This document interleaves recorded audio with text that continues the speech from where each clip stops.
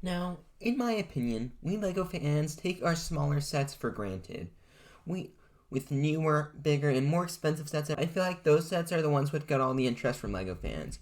Polybags are overlooked all the time, and promos are quickly forgotten. So today, I want to look back and see which ones from 2022 deserve recognition. Hello everyone, Gabe the Builder here to talk about some of the best LEGO Polybags and promotions from 2022.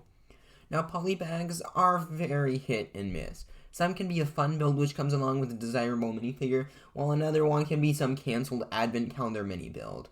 I feel like the range of what they can be causes people not to think too much about them, but many can be really fun sets like the popcorn bag polybag of past years or the peace treaty. So now I want to take a look at the best polybags from 2022. Now our first polybag has to be the Spider-Man Bridge Duel. The set has a drone build, which has been seen before, but the minifigure and the accessories is where the polybag really stands out. We get Spider-Man integrated suit, which is a highly desirable figure, but which only appeared in a 4 Plus set. By putting it in a polybag, they made it much more accessible to the general public. They also gave him an exclusive accessory of the Tower Bridge sign, which was a very nice touch. Monkey Kid's Underwater Journey is such a nice polybag. I'm sad we didn't get more of the Monkey Kid underwater sets because they're some of the best, and this is no exception. I like the build of the Coral Reef, and it's so nice that they decided to include the staff in the poly bag. Other great inclusions are the treasure chest and the crabs and the gold ingot pieces. I like Monkey Kid's glider as well. It is simple but also very nice. And giving us 2 skeletons is so generous, although there's nothing special about having skeletons, especially when here it's not necessarily needed. They're very nice, and the Monkey Kid minifigure is so detailed. Overall, this polybag is such a good one in my opinion. And finally, we have the Farm Garden Scarecrow. Overall, this polybag is such a good one in my opinion. Pumpkin piece, a few carrots, the bunny piece, and even the big crate piece. The minifigure, while nothing special, nice inclusion. Having all the plant piece once again is nice inclusion, especially as some of them are the new ones from the wave. The Scarecrow is a very nice build. I'm used to the old Scarecrows, which are much more simplistic, so this being a detailed one is very nice. It's not some revolutionary build, but I like how it looks. It's a nice polybag to continue a long line of nice, steady polybags. Now, LEGO promos are something appreciated by a lot of LEGO fans, but very easily forgotten. Every year there are promos dispersed throughout the year at various moments, with maybe 1 or 2 good ones, but not really too many. And this was really bad just a few years ago with horrible May the 4th promos being polybags, only having them every few months, and the ones we did get being stuff like pencils and towels. But this year was so amazing. We had promos basically every month, with many overlapping promos, and so many great ones. I got it down to the 5 best, but even getting into that number was hard. This was an amazing year for promos, and here are the best of these. Now our first promo has to be the Cosmic Cardboard Adventures. It's such a fun idea of a set, where it's about a kid making things to play with out of cardboard. In my minifigures episode, I talked about the cardboard robot, and I feel like if she was the nougat color like here, it could have been really better, but it just would have gone along nice. But I really like this set, not to talk about that.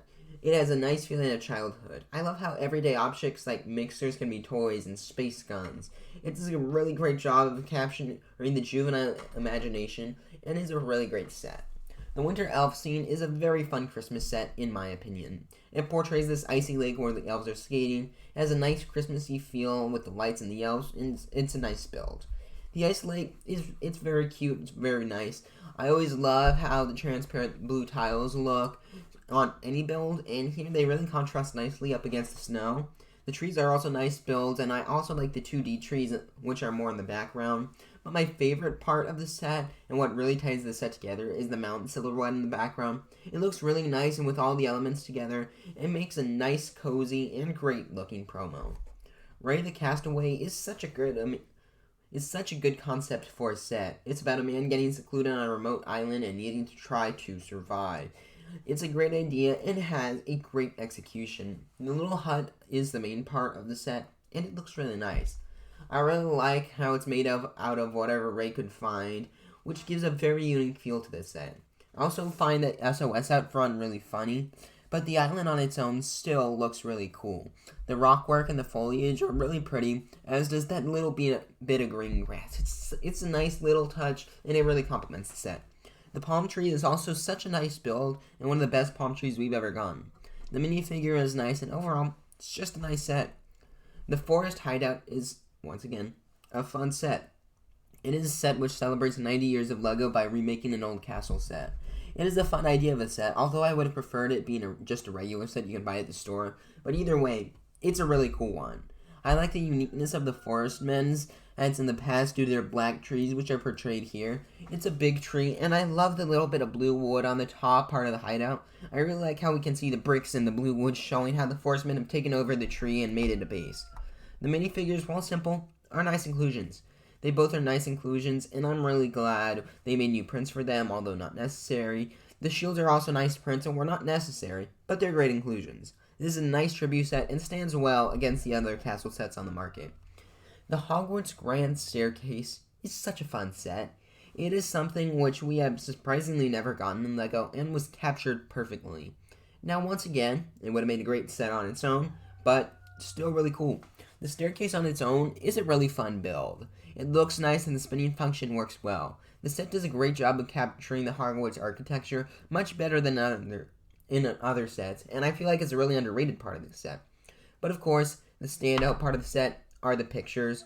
Each picture is filled with such life. Even though they are static, they do a great job of Legoizing the ones we see in the films.